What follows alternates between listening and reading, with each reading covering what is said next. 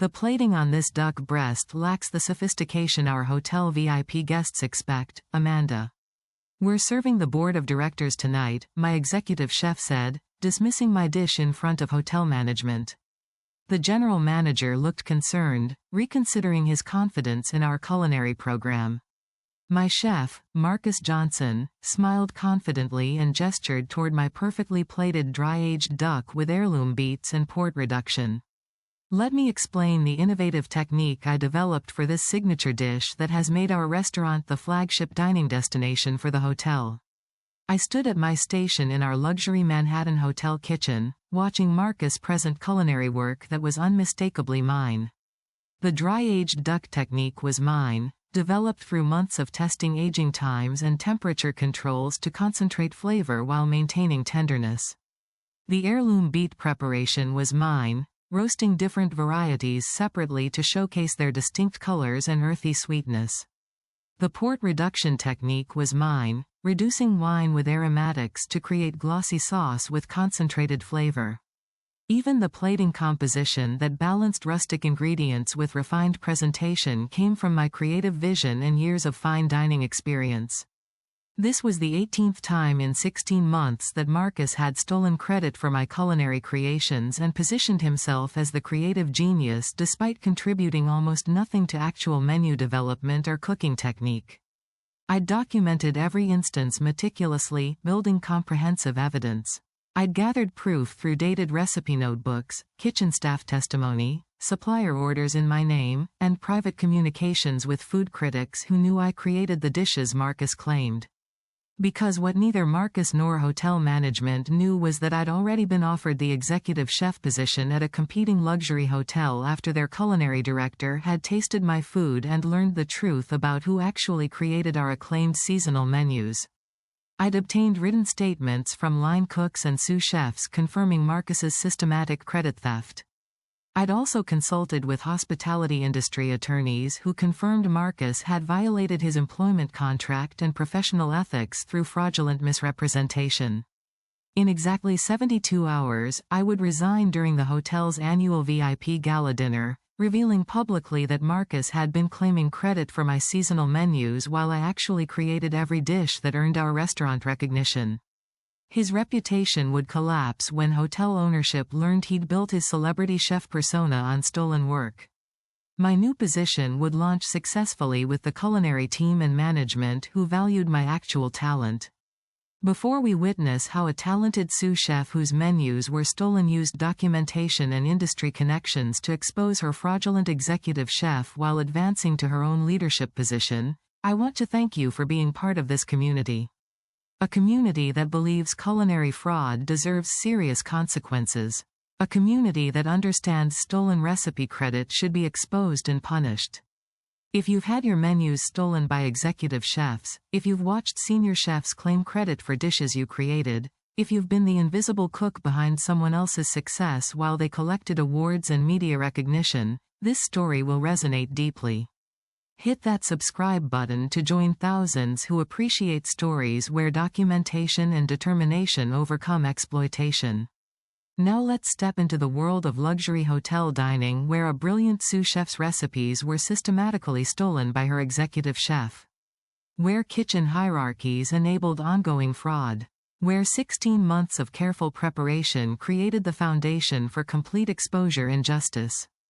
My name is Amanda Foster, and I'm a 34-year-old chef originally from upstate New York. I grew up in a family where cooking meant bringing people together and creating memories around shared meals. My parents ran a farm-to-table restaurant in the Hudson Valley before that term became trendy, sourcing vegetables from local farms and cooking seasonal American food that showcased regional ingredients at their peak. My earliest food memory is from when I was 6 years old, standing on a wooden stool in my parents' restaurant kitchen, watching my mother prepare butternut squash soup. She'd roasted the squash until the flesh became caramelized and sweet, then pureed it with heavy cream, fresh thyme, and a touch of maple syrup from a local producer. The soup had this gorgeous orange color and silky texture that made it look almost luminous in the bowl. When she let me taste it, I remember thinking that something so simple, just a few ingredients treated with care and respect, could create something that felt like comfort and elegance at the same time. That moment planted something in me. The idea that cooking wasn't just about feeding people, it was about creating experiences and emotions through food. My mother would talk about ingredients like they were gifts, explaining that when you had perfect local produce at peak ripeness, your job as a cook was to highlight what made it special, not to cover it up with complicated techniques or heavy sauces. My father handled the business side of the restaurant, but he was equally passionate about the food. He'd take me to visit the farms where we sourced vegetables, introducing me to the farmers who grew our heirloom tomatoes, baby lettuce, and heritage breed pork. I learned that great cooking started long before you entered the kitchen. It started with relationships with producers, with understanding seasons, with respecting the work that went into growing quality ingredients. By the time I was 12, I was helping in the kitchen during summer breaks. My parents would give me small tasks, letting me learn knife skills by preparing mise en place for evening service. I'd spend hours julienning carrots, brunoise celery, chiffonating herbs. The repetitive work taught me precision and patience, two qualities that would become essential to my career. But the real turning point came when I was 15. My parents took me to New York City for my birthday, and we ate at Per Se, Thomas Keller's restaurant in the Time Warner Center. That meal changed my life completely. Every course was a revelation of technique, presentation, and flavor. The butter-poached lobster with creamy leeks. The roasted quail with Brussels sprouts. The chocolate soufflé that arrived perfectly risen and rich. I'd never experienced food at that level of refinement and artistry. After that dinner, I watched every documentary I could find about high-end restaurants. I read Kitchen Confidential and the French Laundry Cookbook. I became obsessed with understanding how restaurants achieved that combination of technical perfection and creative expression. I wanted to cook at that level, to create dishes that made people feel the way I'd felt at Per Se. My parents supported my ambition, but they also made sure I understood what I was choosing. Restaurant kitchens were demanding, brutal environments with long hours, intense pressure, and physical exhaustion. My mother had worked in Manhattan kitchens before opening their restaurant, and she didn't romanticize the experience. She told me stories about 18-hour days, chefs throwing plates during service, the constant stress of maintaining quality under impossible conditions. But I wasn't deterred. If anything, hearing about the challenges made me more determined. I wanted to prove I could handle it, that I had the skill and stamina to succeed in that world. I applied to the Culinary Institute of America for their associate degree program in culinary arts. CIA was one of the most prestigious culinary schools in the country, with a rigorous curriculum and connections to top restaurants worldwide. Getting accepted felt like validation that this path was meant for me. The 2 years at CIA were transformative. The program started with fundamentals, teaching knife skills, cooking methods, and classical French technique. We learned how to make mother sauces, how to butcher proteins, how to work different stations during simulated restaurant services. The instructors were former executive chefs who demanded precision and consistency. If your brunoise wasn't perfectly uniform, you redid it. If your sauce broke, you started over. They taught us that excellence in cooking required absolute attention to detail. But CIA also taught broader skills. We studied nutrition, menu engineering, cost control, and kitchen management. We learned about food safety, wine pairing, and restaurant operations. The education wasn't just about cooking technique, it was about understanding how professional kitchens functioned as businesses.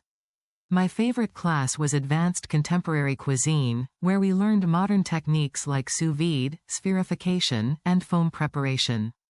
The instructor encouraged us to think creatively about ingredients, to understand that innovation in cooking meant respecting tradition while exploring new possibilities. That class helped me start developing my own culinary perspective, thinking about how I could apply classical technique to seasonal American ingredients. I graduated from CIA at 20, with skills, confidence, and ambition. But I also understood that culinary school was just the beginning. Real learning happened in professional kitchens, working under talented chefs, experiencing the pressure of high-volume service, developing the speed and instinct that separated competent cooks from excellent ones. I moved to New York City the week after graduation, ready to start my career. My first position was as a commis, the lowest kitchen position, at Oriole, a Michelin 2-star restaurant in Midtown known for its refined contemporary American cuisine. The executive chef, a CIA graduate himself, ran a tight kitchen with high standards and little patience for mistakes. Those first 6 months were humbling. I'd thought my culinary school training had prepared me, but restaurant cooking at that level was completely different. The speed required, the volume we produced, the consistency expected across hundreds of covers per night. I worked the fish station, responsible for searing perfectly cooked halibut, salmon, and sea bass while managing timing across multiple tables. During busy services, I'd have 8 pans going simultaneously, each fish at a different stage of cooking, while the sous chef called orders and expected immediate responses. I made mistakes constantly at first. I'd overcook a piece of halibut and have to start over while other tables waited. I'd break a beurre blanc because I'd added cold butter too quickly. I'd fall behind on timing and throw off the entire pass. The executive chef would get in my face during service, demanding to know why I couldn't handle basic fish cookery, telling me I was slowing down the entire kitchen. But I learned. I developed systems for managing multiple pans, learned to judge doneness by touch rather than temperature, mastered the timing that kept tables flowing smoothly. After 6 months, I could handle the fish station during even the busiest Saturday night services. The executive chef started giving me more responsibility, letting me work other stations, teaching me how to manage a section. I spent 2 years at Oriole, rotating through every station in the kitchen. I learned meat cookery, working with dry-aged beef and heritage breed pork.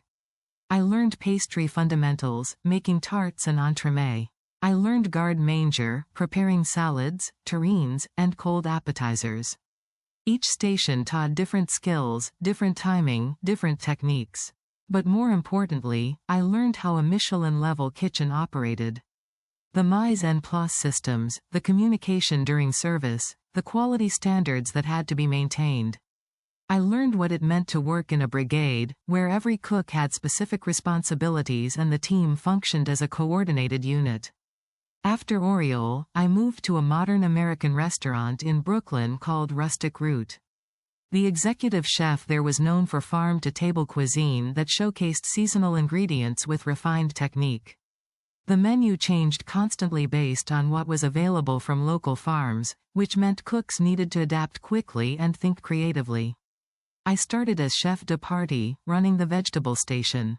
This was my first position with real authority, where I was responsible not just for executing dishes but for training commis cooks and maintaining station organization. The role taught me leadership skills, learning how to teach technique, how to motivate junior cooks during stressful services, how to maintain quality standards.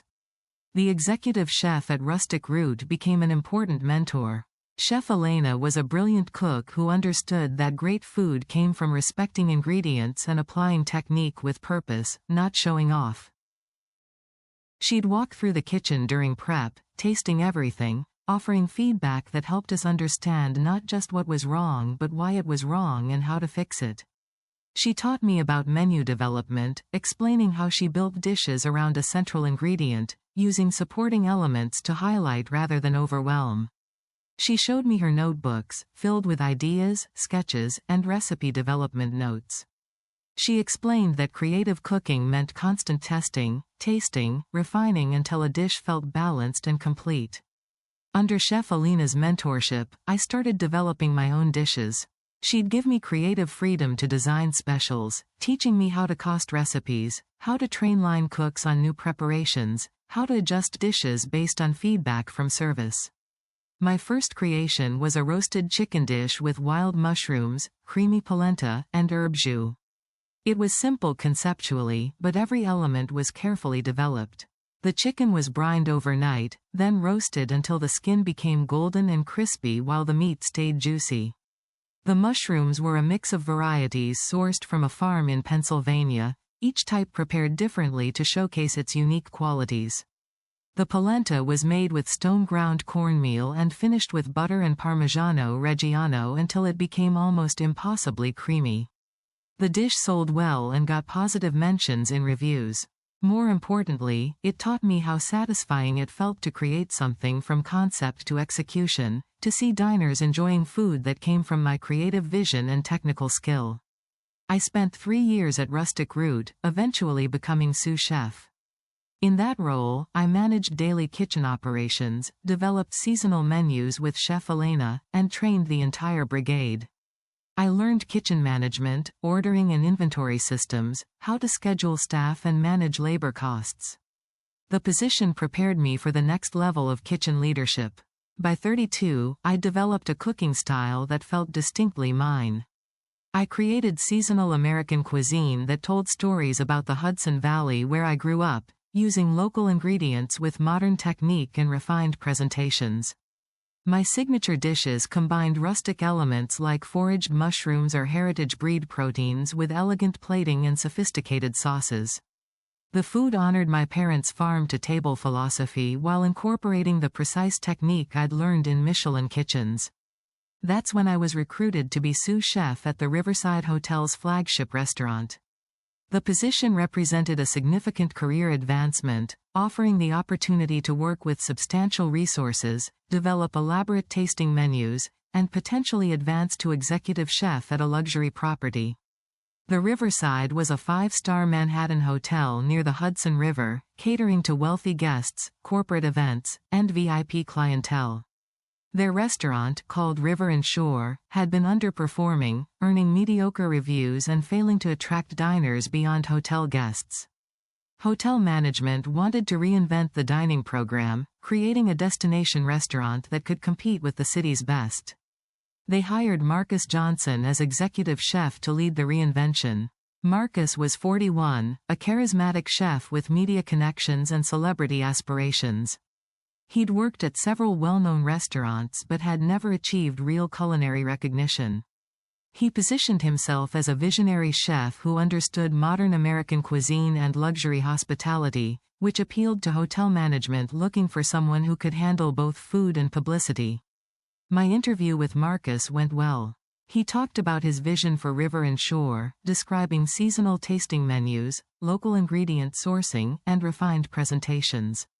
He explained that he needed a strong sous chef to manage kitchen operations while he handled media, hotel relationships, and business development. The division of responsibilities made sense. Executive chefs at hotels often focused on administrative and promotional duties, relying on talented sous chefs to manage actual cooking and menu development. I accepted the position, excited about the resources available at a luxury hotel and the potential for career advancement. The Riverside's culinary budget was substantial, allowing us to source premium ingredients, hire talented cooks, and create elaborate dishes without the cost constraints of independent restaurants. My first weeks at River and Shore focused on reorganizing the kitchen and establishing systems. I implemented mise en place protocols, retrained line cooks on proper technique, and redesigned the production schedule to improve efficiency.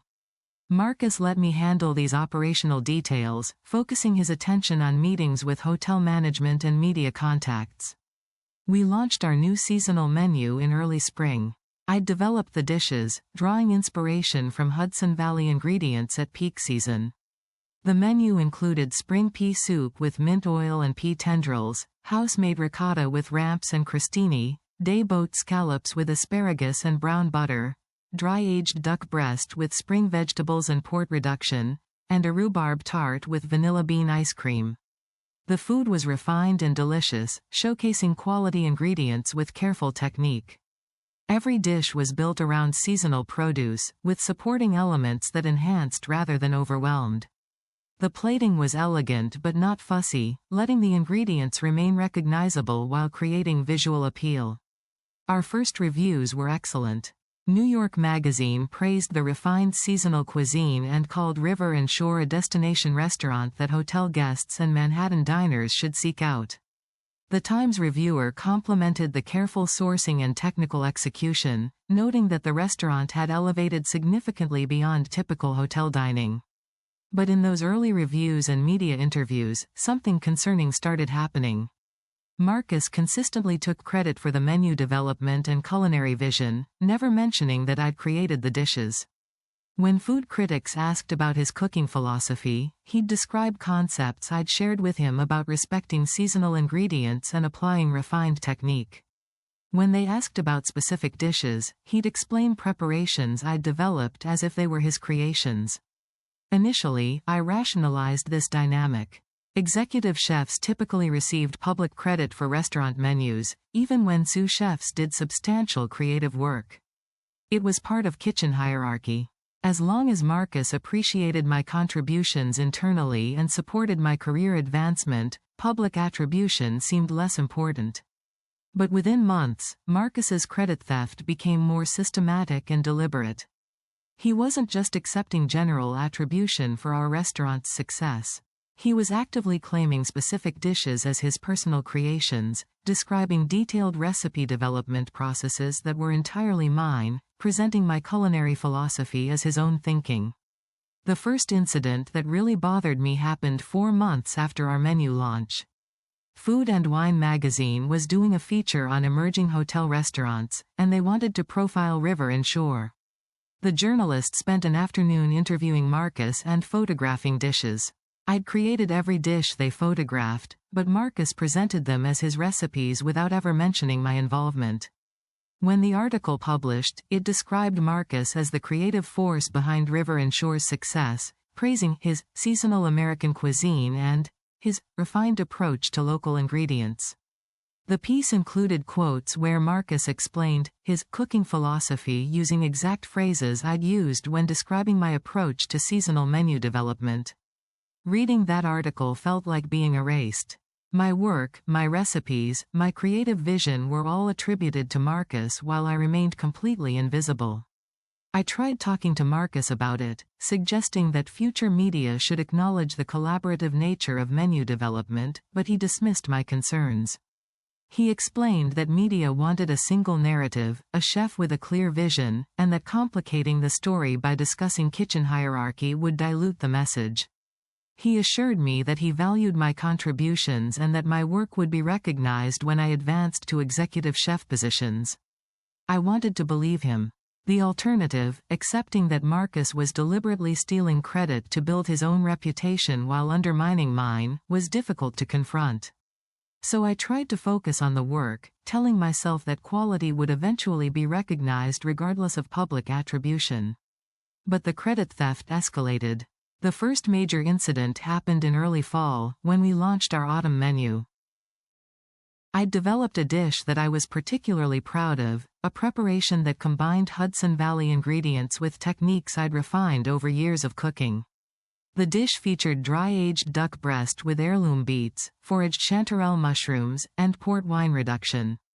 The duck technique was something I'd spent months perfecting. I worked with a specialty purveyor in the Hudson Valley who dry-aged whole ducks using a process similar to beef dry aging. The aging concentrated the duck's flavor while the enzymatic breakdown tenderized the meat and developed complex, almost nutty notes. But cooking dry-aged duck required precise technique because the aging process reduced moisture content, making it easy to overcook and dry out the meat. I developed a method where I'd score the skin in a crosshatch pattern, sear it fat side down in a cold pan to render the fat slowly while crisping the skin, then finish it in a moderate oven to bring the breast to perfect medium rare. The result was intensely flavorful meat with crispy, golden skin and rosy pink interior. The heirloom beets were prepared to showcase their different varieties. I'd roast golden beets, red beets, and Chioggia beets separately since they had different sugar contents and cooked at different rates. Each variety was peeled after roasting, when the skins slipped off easily, then cut into different shapes to create visual variety on the plate. The golden beets were cubed, the red beets were sliced into rounds, the Chioggia beets were quartered to show their distinctive pink and white striped interior. The chanterelles were foraged mushrooms from the Catskills, with a delicate, almost fruity flavor and golden color. I'd clean them carefully, then sauté them in brown butter with fresh thyme until they developed caramelized edges while staying tender. The mushrooms provided earthy notes that complemented both the duck and beets. The port reduction was a sauce I'd refined through numerous tests. I'd reduce tawny port with shallots, black peppercorns, and thyme until it became syrupy, then mount it with cold butter to create a glossy, rich sauce with concentrated fruit and spice flavors. The reduction cut through the richness of the duck while harmonizing with the sweet earthiness of the beets. The plating composition balanced rustic ingredients with refined presentation. The duck breast was sliced on the bias to show the rosy interior, arranged across the plate with the beets and mushrooms scattered around it in an organic but intentional pattern. The port reduction was drizzled strategically, creating dark burgundy lines that added visual drama. Fresh thyme leaves provided a green accent and aromatic finish. The dish was the centerpiece of our autumn menu. Critics praised it specifically, and it became our most popular entree. Diners would photograph it constantly, posting images on social media that helped build River and Shore's reputation. 2 months after we launched the autumn menu, Marcus was invited to appear on a local morning show to cook a signature dish. I assumed he'd prepare something simple that showcased the restaurant without requiring complex technique. But when I asked which dish he planned to make, he told me he'd be demonstrating my dry-aged duck with heirloom beets. I was shocked. That dish was intensely personal to me, representing months of recipe development and techniques I'd refined through my entire career. It wasn't just a restaurant dish, it was a statement of my culinary identity. The thought of Marcus presenting it as his creation on television felt like a violation. I tried to object, explaining that the dish was mine and suggesting he prepare something else. But Marcus dismissed my concerns. He said the duck dish was our signature entree and the obvious choice for television. He assured me he'd acknowledge the collaborative nature of menu development during the segment. The morning of the television appearance, I watched the show from the kitchen during prep. Marcus demonstrated the duck preparation, explaining his dry aging technique, his method for rendering the skin and achieving perfect medium rare, his approach to roasting beets separately to showcase their distinct characteristics. He talked about his philosophy of highlighting seasonal Hudson Valley ingredients with refined technique. He never mentioned me once. Never acknowledged that the dish was my creation. He presented the entire preparation as his personal recipe, taking credit for every element I'd developed. Watching that segment felt devastating. Marcus hadn't just failed to acknowledge my work, he'd actively presented it as his own creation, describing in detail techniques and concepts that came entirely from my experience and creativity. This wasn't passive acceptance of general credit, it was active, deliberate theft of my culinary identity. After the show aired, multiple food media outlets reached out to Marcus for interviews about his cooking. Several articles were published describing the dry-aged duck as Chef Marcus Johnson's signature dish, praising his innovative approach to Hudson Valley ingredients. My recipe, my technique, my creative vision were all attributed to Marcus while I remained completely invisible. That's when I realized this wasn't going to stop. Marcus was systematically building his reputation by stealing credit for my work. And as long as I remained at River and Shore under his authority, the pattern would continue. The second major incident happened during winter menu development.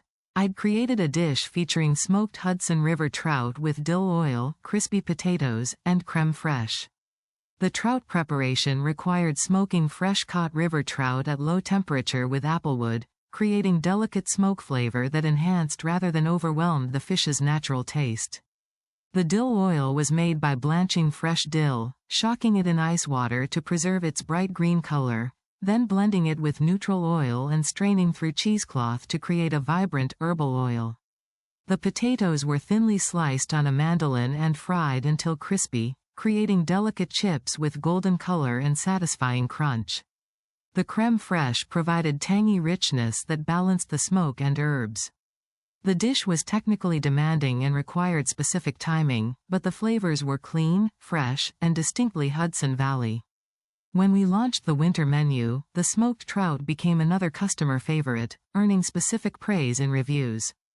3 weeks after the winter menu launch, Marcus was invited to cook at a high-profile charity gala for Manhattan hotel executives and major investors. The event would feature celebrity chefs preparing signature dishes for wealthy attendees who supported hospitality industry causes. This was a significant opportunity for networking and publicity, potentially leading to investment in future restaurant projects. Marcus told me he'd be preparing the smoked trout dish at the gala. Again, I was shocked and upset that he'd chosen my recipe without discussion or acknowledgement. But by this point, I understood that objecting was pointless. Marcus was going to take credit for my work regardless of my concerns. The night of the gala, several of my line cooks attended to help Marcus with preparation. They told me the next day what happened. Marcus presented the smoked trout as his signature dish, explaining to investors and media his smoking technique, his approach to Hudson Valley ingredients, his philosophy of refined simplicity. Multiple food journalists at the event wrote about Chef Marcus Johnson's exceptional smoked trout preparation. But what bothered me most was learning from my cooks that Marcus barely participated in the actual cooking.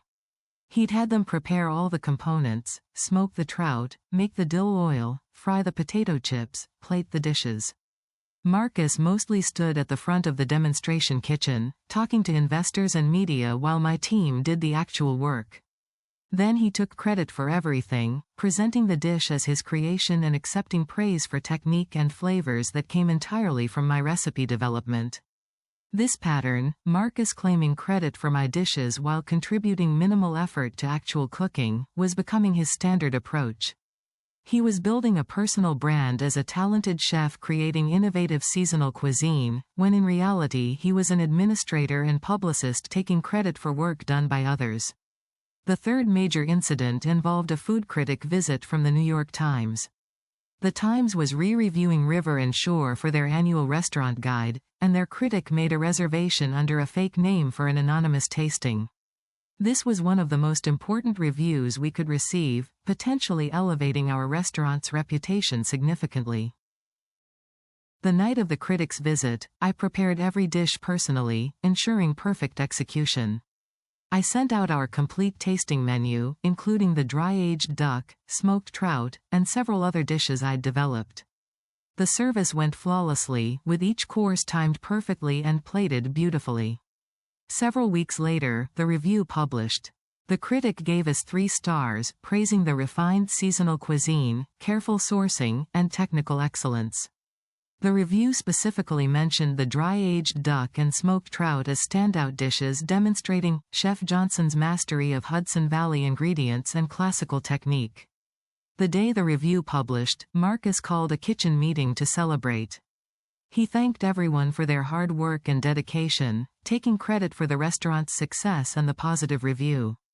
He talked about his vision for seasonal American cuisine and how the team had executed his recipes beautifully. I stood there watching Marcus accept praise for a review that was based entirely on dishes I'd created and personally cooked. The critic had loved my food, my technique, my creative vision. But all credit went to Marcus while I remained invisible. After the meeting, one of my sous chefs, a talented cook named David who'd worked with me for 6 months, pulled me aside. He was frustrated and angry about Marcus's credit theft. David told me that everyone in the kitchen knew I created the dishes, that Marcus contributed almost nothing to menu development or cooking technique. He said the brigade was demoralized watching Marcus build his reputation on work done by others. David's comments crystallized something important. The credit theft wasn't just affecting me, it was undermining the entire kitchen team's morale and professional development. Talented cooks who deserved recognition for their work were being erased while Marcus collected awards and media attention. That conversation with David marked a turning point in my thinking.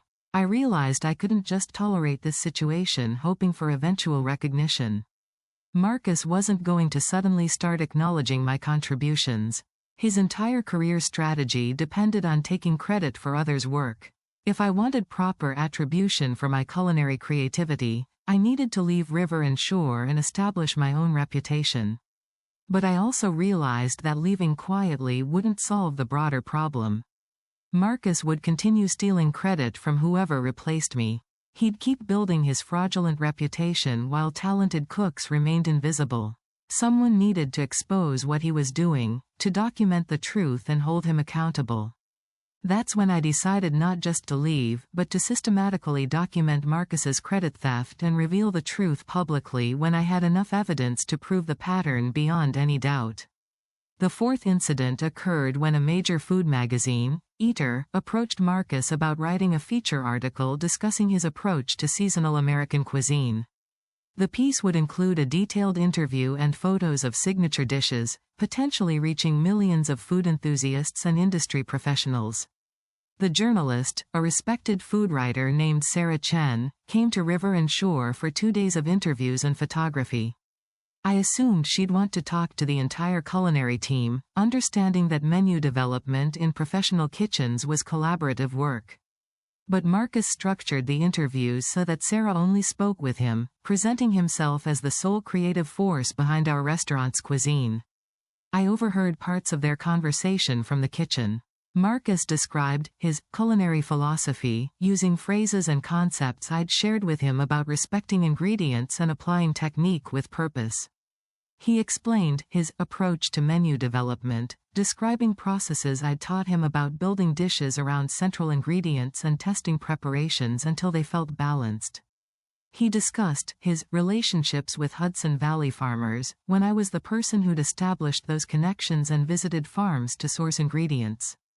During the photo shoot, Sarah photographed several dishes I'd created, including the dry-aged duck, smoked trout, and a spring pea risotto with morels and Parmigiano Reggiano. Marcus stood beside the dishes during photography, explaining his recipe development process and his technical choices to Sarah while I worked in the background, invisible. When the Eater article published 2 months later, it was a glowing profile of Marcus as an emerging culinary talent.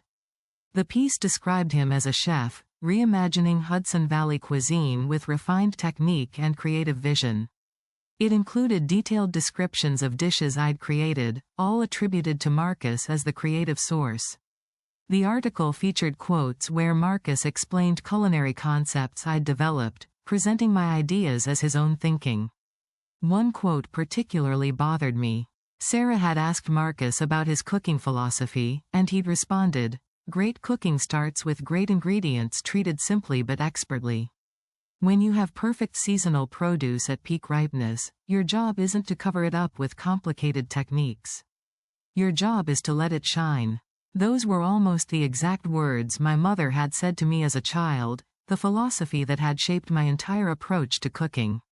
Marcus had heard me describe this concept during menu planning meetings and had appropriated it as his own culinary manifesto, presenting my family's food philosophy as his personal wisdom. Reading that quote felt like the final violation. Marcus wasn't just stealing credit for dishes I'd created, he was stealing my entire culinary identity, my personal history, my family's values. He was building a public persona based entirely on appropriated ideas and recipes while I remained erased. The fifth incident involved a James Beard Foundation event.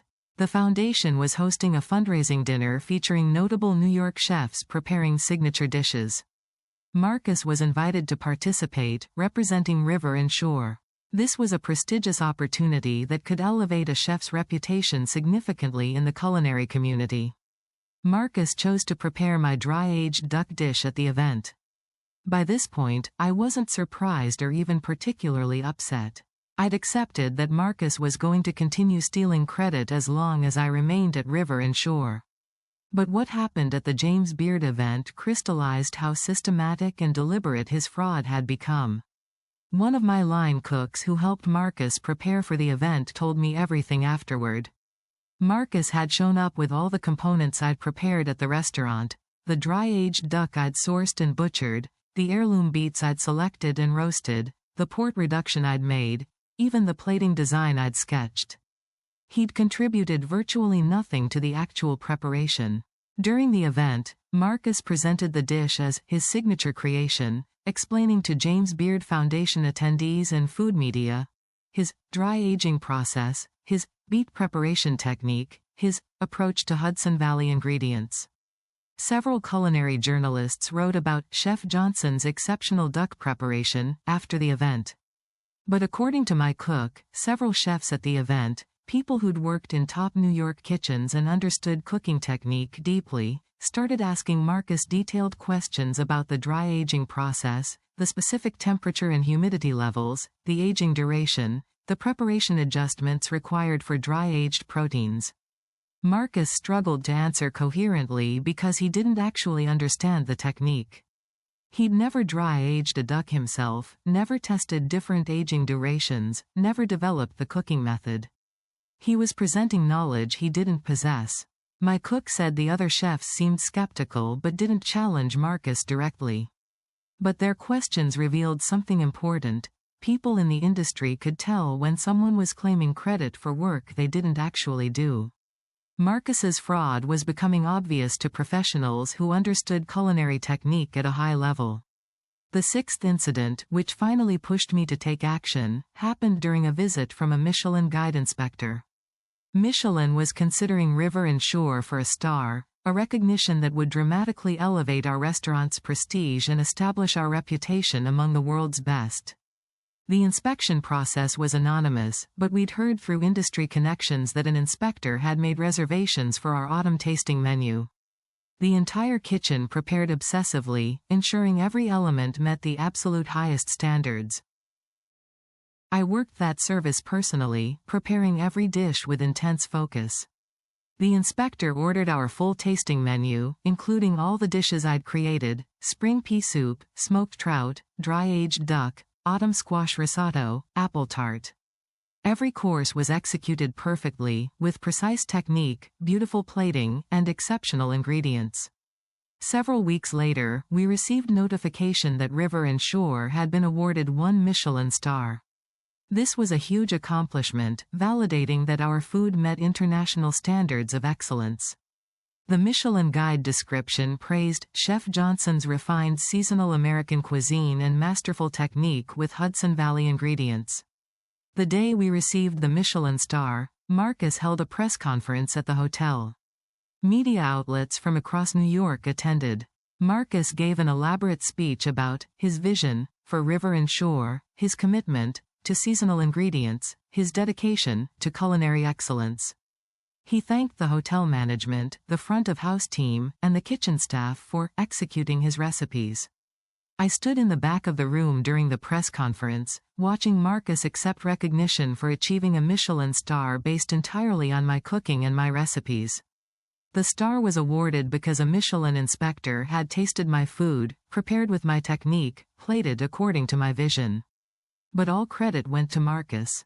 After the press conference, multiple media outlets published articles about Chef Marcus Johnson's Michelin achievement, describing him as an emerging talent in New York's culinary scene. Several profiles discussed his approach to Hudson Valley cuisine, his signature dishes, his refined technique. My name was never mentioned. That's when I decided I'd had enough. Marcus had stolen credit for my work one too many times. I couldn't continue working under someone who was systematically erasing my contributions while building a fraudulent reputation. It was time to document everything, prepare my exit, and expose the truth. I began a systematic documentation process that would last 18 months. My goal was to build irrefutable evidence of Marcus's credit theft, proof detailed and comprehensive enough that when I eventually confronted him publicly, there would be no way to deny the truth. The first step was organizing my recipe notebooks.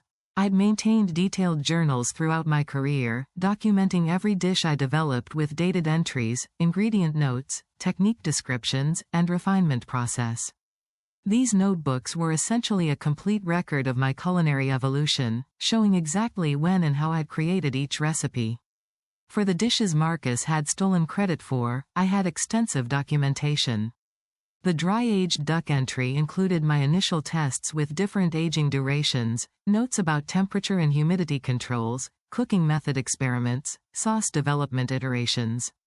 I'd dated every entry, photographed the results, even kept receipts from the specialty purveyor who supplied the dry-aged duck. The notebook showed definitively that I'd developed the technique over months of testing, long before Marcus had even seen the dish. The smoked trout documentation was equally detailed.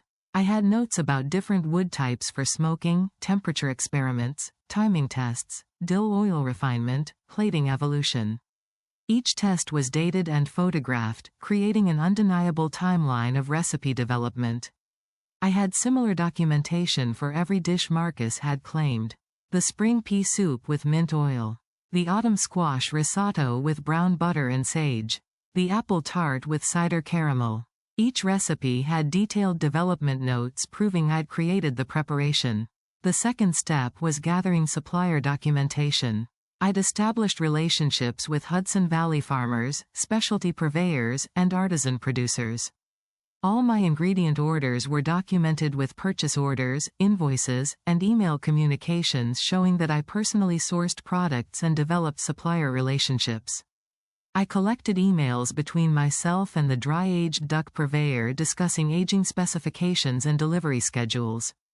I gathered correspondence with the farmer who supplied our heirloom beets, showing detailed conversations about vegetable varieties and harvest timing. I documented my relationship with the forager who provided our wild mushrooms, including messages where we discussed seasonal availability and quality standards. These communications proved that I'd personally established the supplier network Marcus claimed credit for developing. They showed my direct involvement in ingredient sourcing and quality control, contradicting Marcus's presentation of himself as the chef building relationships with Hudson Valley producers. The third step was collecting photographic evidence. I'd photographed dishes during development, capturing the evolution of plating designs, technique refinements, and visual presentation. I had hundreds of images showing my work in the kitchen, preparing mise en place, cooking during service, plating dishes, testing new preparations. Many photos were time-stamped, providing clear evidence of when specific dishes were developed. I had images of the dry-aged duck from my early tests, long before we'd served it at River and Shore. I had photos of the smoked trout preparation from recipe development, showing my hands working with the fish. These images proved my direct involvement in creating dishes Marcus claimed as his own. I also saved screenshots of Marcus's social media posts and media features where he'd presented my dishes as his creations. I documented every interview, every television appearance, every article where he'd stolen credit. This created a comprehensive record of his systematic fraud. The fourth step was gathering testimony from kitchen staff. I spoke confidentially with line cooks, commis, and other sous chefs who'd witnessed Marcus's credit theft. Many were willing to provide written statements confirming that I'd developed menus, that Marcus contributed minimal creative input, that the brigade knew I was the actual source of our culinary innovations. David, my fellow sous chef, wrote a detailed statement describing his observations during 6 months of working at River and Shore. He confirmed that I'd created all our signature dishes, that Marcus rarely participated in menu development or recipe testing, that the kitchen team understood Marcus was building his reputation on appropriated work. 3 line cooks provided similar statements, describing specific incidents where they'd watched me develop recipes that Marcus later claimed publicly. They confirmed details about my cooking technique, my ingredient sourcing, my menu planning process. These testimonies were crucial because they came from independent witnesses with first-hand knowledge of kitchen operations. They corroborated my documentation and proved that Marcus's credit theft was obvious to anyone working in our restaurant. The fifth step was saving communications with food critics and journalists. I'd maintained relationships with several writers who'd reviewed River and Shore or covered Manhattan's culinary scene. I'd often spoken with them informally about cooking, sharing insights about seasonal ingredients or technique. In several of these conversations, I'd mentioned dishes I was developing or recipes I was particularly proud of. I had email exchanges where I described my approach to Hudson Valley cuisine, my philosophy about seasonal cooking, my relationships with local farmers. These communications, dated before Marcus's media appearances discussing the same topics, proved that the culinary concepts he'd presented as his own thinking actually came from conversations with me. One particularly valuable exchange was with a food blogger who'd dined at River and Shore multiple times. I'd sent her detailed descriptions of the dry-aged duck preparation, explaining the aging process and cooking technique. The email was dated 4 months before Marcus's television appearance where he'd presented the same dish as his creation. The correspondence proved definitively that the recipe was mine. The sixth step was documenting Marcus's actual contributions to menu development. I kept meeting notes from every culinary planning session, showing exactly what Marcus suggested versus what I created. The notes revealed a pattern where Marcus would offer vague ideas like, "We should do something with duck," or "autumn squash could be good," while I developed the actual recipes, test preparations, and refined techniques. Marcus's input was typically limited to business concerns, food costs, plating time, ingredient availability. He'd occasionally suggest flavor combinations but rarely contributed specific technique or preparation methods. The meeting notes showed clearly that creative cooking was my responsibility while Marcus focused on administrative and promotional duties. These documentation efforts continued for 18 months, from the moment I decided to take action until the point when I finally had enough evidence to confront Marcus publicly. During that time, I also began exploring exit options, reaching out to professional contacts and researching potential opportunities. My breakthrough came when I connected with Rachel Morrison, the culinary director at the Meridian, a luxury hotel competing directly with the Riverside. Rachel and I had met years earlier when we'd both worked in Brooklyn restaurants, and we'd stayed in professional contact even as our careers diverged. Rachel reached out initially just to have coffee and catch up, but during our conversation, she mentioned that the Meridian was looking for a new executive chef for their flagship restaurant. Their previous chef had left to open his own place, and hotel management wanted someone who could create a destination dining program. I told Rachel about my work at River and Shore, describing the seasonal American cuisine I'd developed. She'd actually dined at our restaurant several months earlier and had loved the food, particularly the dry-aged duck. When I explained that I'd created that dish and developed our entire menu, she was surprised. She'd assumed, based on media coverage, that Marcus was responsible for our culinary program. I decided to be honest with Rachel about the situation. I explained that Marcus had been systematically stealing credit for my work, that I'd spent 18 months documenting his fraud, and that I was planning to leave River and Shore once I had enough evidence to expose the truth.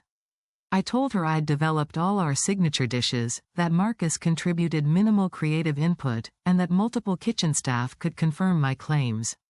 Rachel was shocked but also interested. She asked if I'd be willing to interview for the Meridian's executive chef position. She explained that their hotel ownership valued culinary talent over celebrity, that they wanted someone who could actually cook and develop menus rather than just handle publicity.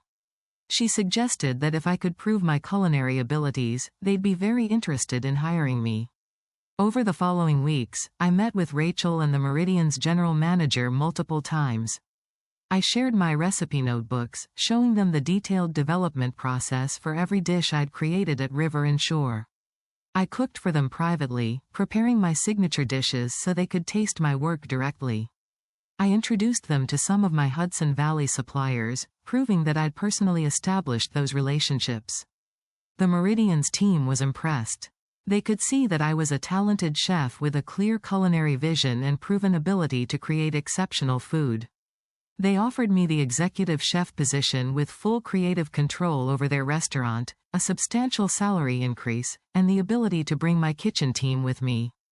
The offer validated everything I'd believed about my abilities. Despite Marcus's credit theft, despite 18 months of being erased from media coverage, my actual talent was recognized by professionals who understood cooking. I had proof that I could succeed independently, that my career didn't depend on working under someone who stole my contributions. But before accepting the Meridian's offer, I wanted to expose Marcus's fraud publicly. I didn't just want to leave quietly and start over. I wanted the truth revealed, Marcus's reputation destroyed, and my work properly attributed. I'd spent 18 months building irrefutable documentation. Now it was time to use it. I consulted with an attorney who specialized in employment and intellectual property issues in the hospitality industry. I explained the situation, showed him my documentation, and asked whether Marcus had violated any laws or employment contracts. The attorney reviewed my evidence carefully. He confirmed that while recipe theft wasn't technically illegal in most cases, Marcus had likely violated his employment contract with the Riverside Hotel. Most executive chef contracts included clauses about honest representation and ethical conduct. By claiming credit for work done by subordinates, Marcus had engaged in fraudulent misrepresentation that could justify termination. The attorney also noted that Marcus's behavior might constitute tortious interference with my career advancement, since his credit theft had prevented me from receiving proper recognition and opportunities. While proving damages would be difficult, the ethical violations were clear and substantial. Most importantly, the attorney confirmed that I had comprehensive documentation proving Marcus's fraud beyond reasonable doubt. My recipe notebooks, supplier records, staff testimony, and communications with journalists created an overwhelming case that I'd developed the dishes Marcus claimed as his own. With legal consultation complete and the Meridian's job offer secured, I planned my public confrontation with Marcus. I decided to act during the Riverside Hotel's annual VIP Gala Dinner, a prestigious event attended by hotel ownership, major investors, Manhattan hospitality executives, and food media. The gala would provide maximum visibility for exposing the truth, ensuring that Marcus's fraud became widely known in the industry. The gala was scheduled for late November, featuring a 5-course tasting menu showcasing River and Shore's signature dishes. Hotel management had invited over 200 guests, including the Riverside's corporate owners, potential investors for expansion properties, and journalists from major food publications. This was the hotel's most important annual event, designed to demonstrate their culinary excellence and attract business opportunities. In the weeks before the gala, I prepared meticulously. I organized my documentation into a comprehensive presentation, creating binders with chronological evidence of Marcus's credit theft. I included recipe notebooks with dated entries, supplier invoices and correspondence, photographs of dishes during development, staff testimony, communications with food critics, and meeting notes showing Marcus's minimal contributions to menu development. I created multiple copies of the presentation, ensuring that hotel ownership, major investors, and key media contacts would all receive complete documentation. I wanted the evidence to be undeniable and widely distributed, preventing Marcus from controlling the narrative after my revelation. I also coordinated with my kitchen team. David and 2 other sous chefs agreed to support me publicly during the confrontation, confirming that I'd created the dishes Marcus claimed and that the brigade had witnessed systematic credit theft. Having staff corroboration would make the revelation more credible and harder for Marcus to dismiss. Finally, I invited my attorney to attend the gala as my guest. His presence would signal that I'd taken legal consultation and had professional support for my claims. It would also prevent Marcus or hotel management from trying to pressure me into retracting my statements. The night of the gala arrived. The Riverside's ballroom had been transformed into an elegant dining space, with round tables for 8 draped in white linens and elaborate floral centerpieces. 200 guests filled the room, dressed in formal attire, discussing business and enjoying cocktails before dinner. I worked in the kitchen preparing the tasting menu with my brigade. We'd be serving 5 courses, including 3 dishes I'd created, the smoked trout appetizer, the dry-aged duck main course, and an apple tart dessert. Every element was prepared with absolute precision, ensuring the meal would be flawless. Marcus spent the evening circulating in the ballroom, greeting guests and accepting compliments about the restaurant's Michelin star. He was in his element, charming investors and media contacts, positioning himself as the culinary talent behind River and Shore's success. He had no idea what was about to happen. The tasting menu service proceeded smoothly. Each course was executed perfectly, with plates delivered to tables at precisely timed intervals. The smoked trout impressed guests with its delicate smoke flavor and refined presentation. The dry-aged duck drew audible reactions when servers placed it before diners, the perfectly cooked meat and vibrant beets creating visual and culinary impact. After the main course had been cleared and before dessert service, hotel management invited Marcus to the front of the ballroom to speak. This was a planned moment where the executive chef would thank guests for attending and discuss River and Shore's success. Marcus walked to the podium, smiling and confident. He began his prepared remarks, thanking hotel ownership for their support, praising his kitchen team for executing his vision, and discussing the culinary philosophy behind his Michelin-starred seasonal American cuisine.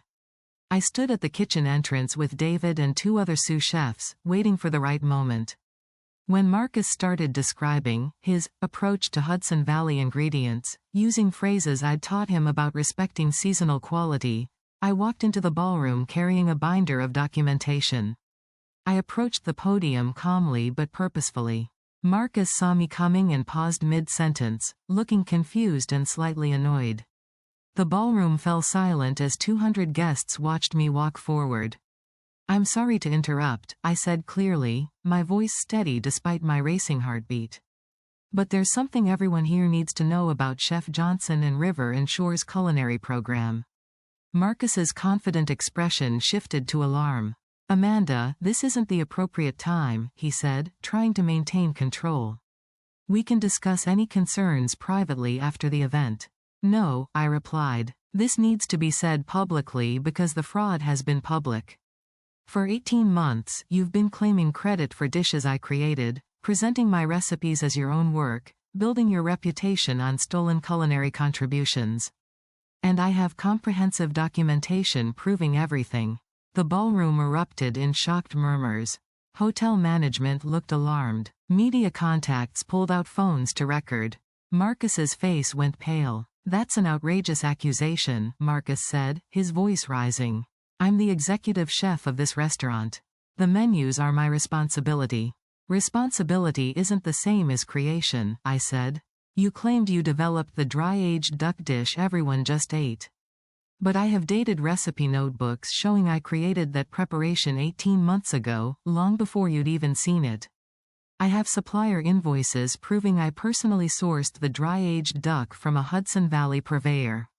I have photographs of me testing the dish during development.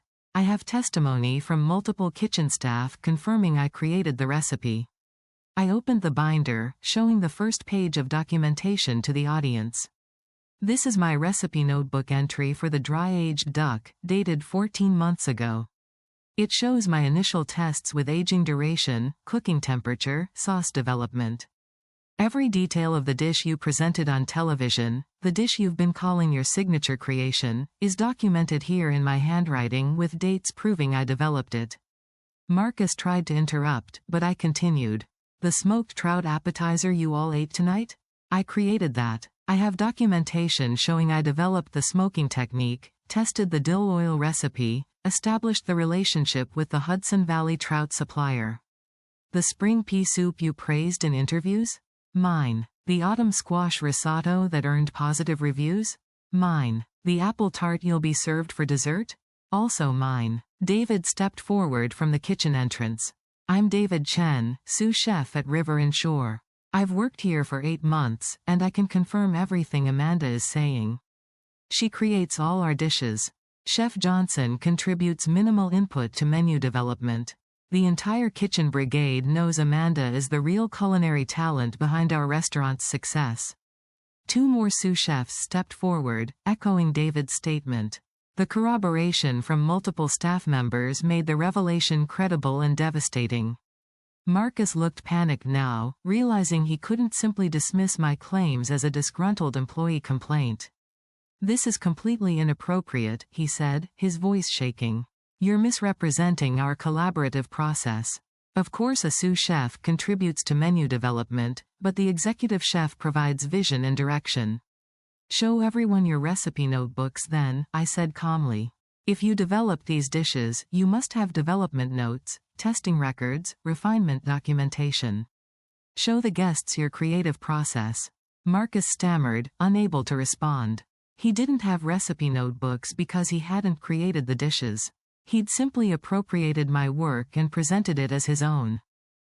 I've consulted with an attorney, I continued, gesturing to where my lawyer sat among the guests. Chef Johnson's behavior constitutes fraudulent misrepresentation and violation of employment ethics. He's built his reputation by systematically stealing credit from subordinates.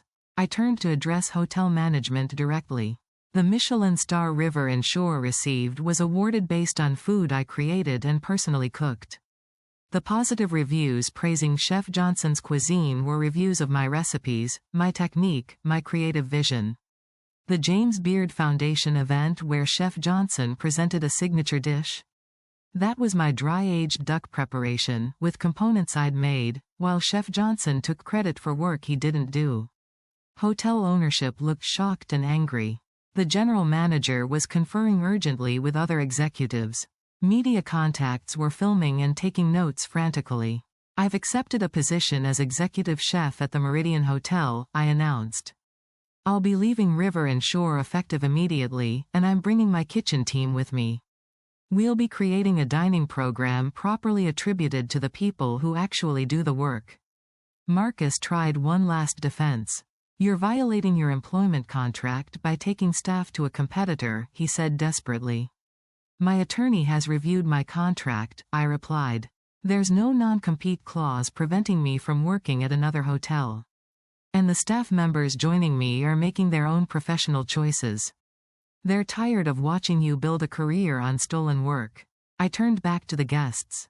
I'm sharing complete documentation with hotel ownership, major investors, and media contacts here tonight. Everything I've claimed is proven with dated notebooks, supplier records, photographs, staff testimony, and communications with food critics. The evidence is comprehensive and irrefutable. I placed copies of my documentation binder on several tables, ensuring multiple people would see the proof. Thank you for your time, I said.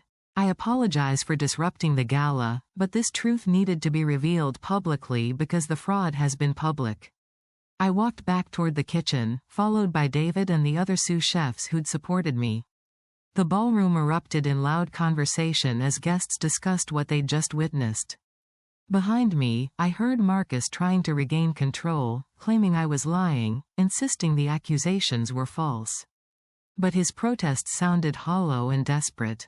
The documentation I'd distributed was already circulating through the room, with guests examining recipe notebooks and supplier invoices. In the kitchen, my brigade was waiting. Pack up your personal items, I told them. We're done here. Anyone who wants to join me at the Meridian should email me tomorrow to discuss the transition. Within 20 minutes, I'd left the Riverside Hotel for the last time. My 18 months of documentation had achieved exactly what I'd intended. Exposing Marcus's fraud publicly, providing irrefutable proof of his credit theft, and establishing my reputation as the actual culinary talent behind River and Shore's success. The following days were chaotic but vindicating. The media coverage was extensive and damaging to Marcus. Multiple food publications reported on the gala confrontation, describing my evidence and the staff testimony corroborating my claims. Several journalists I'd worked with came forward to confirm that I'd discussed recipes and culinary concepts with them before Marcus had presented the same ideas publicly. Eater published a follow-up article to their earlier Marcus profile, acknowledging that their previous feature had misattributed creative work and apologizing for not investigating kitchen dynamics more thoroughly. Food and Wine issued a correction to their River and Shore coverage. The New York Times food section ran a piece discussing credit attribution issues in professional kitchens, using Marcus as a case study of how executive chefs sometimes appropriate subordinates' work.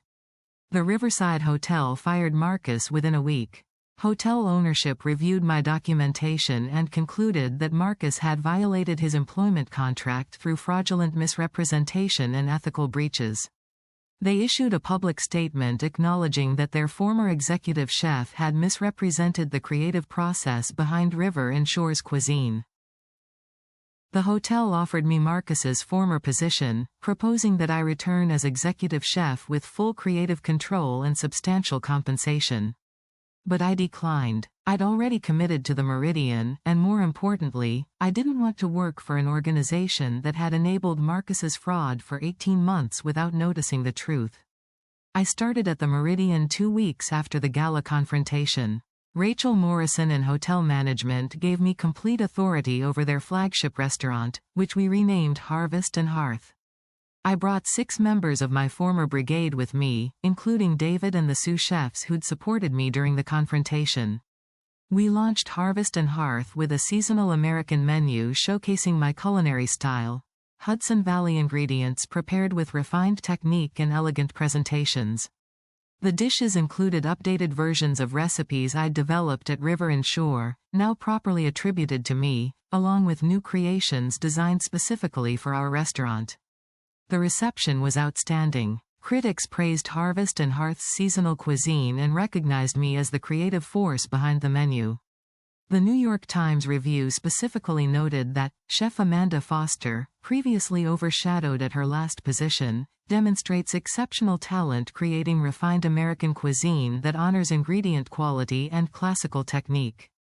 Food and Wine featured Harvest and Hearth in their annual Best New Restaurants issue, describing my cooking as deeply personal seasonal American cuisine that combines technical precision with emotional resonance. The article discussed my Hudson Valley upbringing and my philosophy about respecting ingredients, properly attributing ideas that Marcus had previously stolen. Within 6 months, Harvest and Hearth earned its own Michelin star. This achievement felt different from River and Shore's star because it was properly attributed to me. The Michelin Guide description praised Chef Foster's masterful approach to seasonal American ingredients and refined technique, giving me recognition I'd earned. Marcus's career collapsed completely. After being fired from the Riverside, he struggled to find employment. His reputation in the industry was destroyed, with other chefs and hotel groups understanding that he'd built his career on fraud. He attempted to open his own restaurant using investor money he'd raised during his time at River and Shore, but the project failed when investors learned the truth about his credit theft. Food media that had previously praised Marcus published corrections and updated articles acknowledging the fraud. His television appearances stopped. The cooking demonstrations and culinary events he'd been invited to were cancelled. His social media following declined as people learned he'd misrepresented his culinary abilities. Several former colleagues from Marcus's previous positions came forward with similar stories of credit appropriation. It became clear that his fraud at River and Shore wasn't an isolated incident but rather a pattern that had characterized his entire career. Other chefs described how Marcus had taken credit for their recipes, presented their dishes as his creations, and built his reputation on appropriated work. The culinary community took notice of the pattern. Industry organizations began discussing credit attribution more explicitly, establishing guidelines about acknowledging sous chefs' contributions and creating more transparent processes for recognizing creative work in professional kitchens. 2 years after the gala confrontation, I received a James Beard Award nomination in the Best Chef New York category. The nomination recognized my work at Harvest and Hearth, specifically praising my seasonal American cuisine and refined technique with regional ingredients. Being nominated by the James Beard Foundation, one of the culinary world's most prestigious organizations, validated that my talent was recognized at the highest levels. I didn't win the award that year, but the nomination itself was meaningful. It represented proper recognition for my creative work and culinary skill. It confirmed that leaving River and Shore and exposing Marcus's fraud had been the right decision. My kitchen team at Harvest and Hearth thrived. David was promoted to executive sous chef, a well-deserved recognition of his talent and leadership. The line cooks who joined me from River and Shore advanced to chef de partie positions. We built a brigade culture based on transparency, proper credit attribution, and genuine collaboration. I also became an advocate for credit recognition in professional kitchens. I spoke at culinary schools and industry conferences about the importance of acknowledging sous chefs' contributions, establishing transparent attribution practices, and preventing credit theft. I shared my story as a cautionary tale and a roadmap for other chefs experiencing similar exploitation. Several young chefs reached out to me privately, describing situations where executive chefs were stealing credit for their work. I advised them on documentation strategies, encouraged them to maintain detailed recipe notebooks, and connected them with employment attorneys when appropriate. I wanted other talented cooks to avoid the erasure I'd experienced, to protect their creative work and advance their careers based on proper recognition. The conversation about credit attribution in professional kitchens expanded beyond my individual story. Industry publications ran articles about the problem, discussing how kitchen hierarchy often enabled credit theft and prevented talented cooks from receiving deserved recognition. Some restaurants began implementing policies requiring explicit acknowledgement of sous chefs' contributions in media interviews and publicity. 3 years after leaving River and Shore, I was invited to speak at the Culinary Institute of America, my alma mater. The school asked me to discuss career navigation and professional ethics with current students. Standing in front of future chefs, I talked honestly about my experience with credit theft, explaining how I documented evidence, strategically planned my exit, and ultimately exposed fraud that had nearly derailed my career. The students asked thoughtful questions about handling credit appropriation, recognizing when collaboration became exploitation, and protecting their creative work while advancing through kitchen hierarchies. I told them that documentation was essential, that maintaining detailed recipe notebooks and gathering evidence protected their interests. I emphasized that tolerance of credit theft wasn't loyalty or team spirit, it was enabling fraud that harmed their career prospects. After my CIA presentation, several students told me my story had changed their perspective on professional ethics. They'd assumed that accepting credit theft from executive chefs was normal kitchen politics, part of paying dues while advancing. Understanding that they could and should protect their creative work empowered them to approach their careers differently. 4 years after the gala confrontation, Harvest and Hearth expanded to a second location in Brooklyn. The Meridian's ownership was so pleased with our Manhattan success that they invested in opening an additional restaurant under my direction. The Brooklyn location, called Harvest and Hearth Dumbo, featured a more casual menu focusing on seasonal small plates and wood-fired dishes.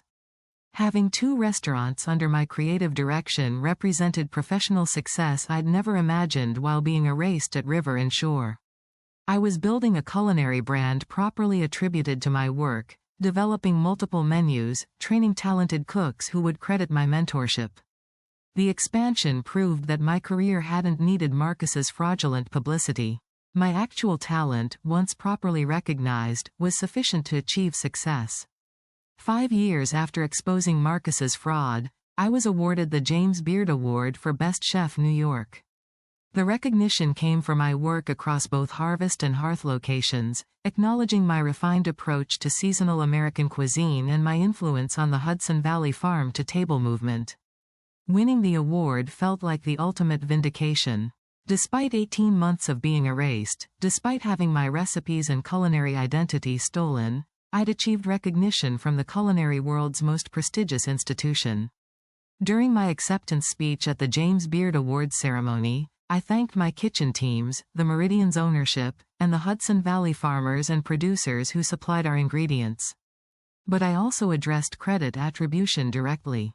This award represents not just culinary achievement but also the importance of honest attribution in our industry, I said. For too long, talented sous chefs have created exceptional food while executive chefs collected recognition. For too long, kitchen hierarchy has enabled credit theft that erases deserving cooks from culinary conversations. I'm grateful to receive this award in my own name, properly recognized for work I actually did. And I hope my career demonstrates that protecting your creative contributions isn't selfish or disloyal. It's necessary for building an industry that values honesty and rewards actual talent. The speech resonated with many people in the culinary community. Several chefs approached me after the ceremony to share their own experiences with credit theft and thank me for speaking openly about the problem. The conversation about attribution continued expanding, with more restaurants implementing transparent policies and more sous chefs feeling empowered to protect their work. Marcus's life remained difficult. His attempted restaurant opening had failed completely, losing investors' money and destroying any remaining professional credibility. He'd tried working at several lower-tier restaurants, but his reputation preceded him, and positions rarely lasted long. His name had become synonymous with fraud in culinary circles, making career recovery nearly impossible. Several years after the gala, I heard through industry contacts that Marcus had left the restaurant business entirely, taking a corporate food service job far from Manhattan's culinary scene. His celebrity chef aspirations, built on stolen work and fraudulent claims, had collapsed completely. His career trajectory served as a cautionary tale about the consequences of systematic credit theft.